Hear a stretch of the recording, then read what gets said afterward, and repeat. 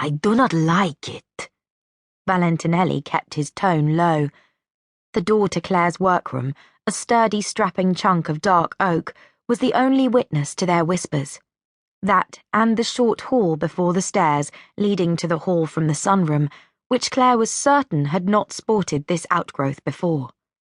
Do not think upon that. For the moment, there is much to be gained from his collaboration. Clare suppressed a sigh. Simply watch him. When Miss Bannon returns, you shall give her an account of— You shall not stir one step beyond this house without me, Mentale. Ludovico was most troubled.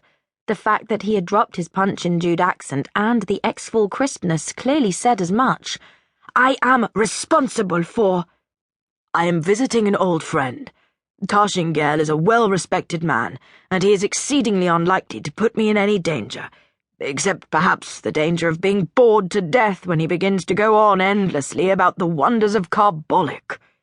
He lowered his voice still further. I need you here, with both eyes on that Menteith. Who knows what he will— The knob turned, the door's hinges ghost silent as it swung open, and there, framed in the doorway, stood Francis Vance, arranging his sleeves as if about to sally forth through his own house door. He had apparently shed the ropes binding him. Sir and sir, he nodded to both of them. Where are we bound, then? Valentinelli frankly stared. Clare sighed, a sound perhaps too much aggrieved. The damn man was a nuisance now, instead of an adversary. I suppose it would be too much to ask for you to remain where I place you, Dr. Vance. Oh, indeed. His smile was far too merry. You are quite interesting, Mr. Clare.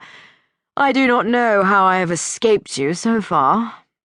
Oh, you are a bastarde, as Ludo would say, and I shall call you to account for that remark at some other time.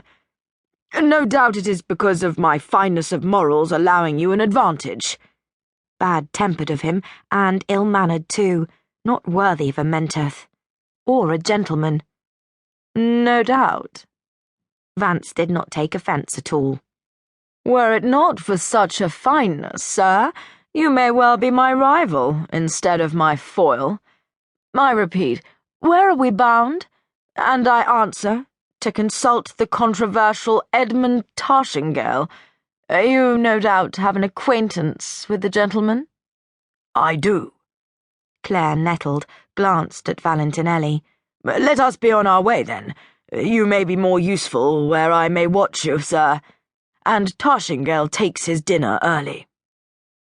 Portugal Street was crowded even at this hour. Holborn was famous for its taverns and diverse entertainments, and additionally for closed-front houses where several fleshly pleasures of the not-quite-legal variety could be found. In a word, ancient molly-houses, winked at even in Victrix's reign, reared slump-shouldered in the yellow Londinium fog. Their frowning faces were a reminder of their unhappy status, and the laws regarding such sport had not eased much, if at all. However, since Tarshingale was not at his penitent Golden Square address among the musicians, it was to Holborn that Harthel was directed to point his clock horses' heads. And in the carriage, Valentinelli glowered at Vance, who was silent, perhaps sunk in reflection.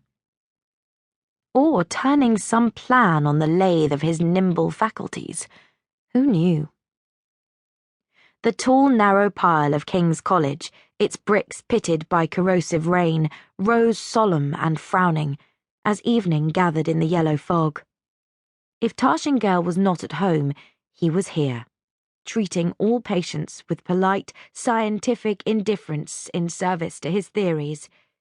He was no Menteith, charmer, or mender, no. Tarshingale was not even a genius. He was dedicated, had graduated at the top of his class, and humorlessly insisted on muttering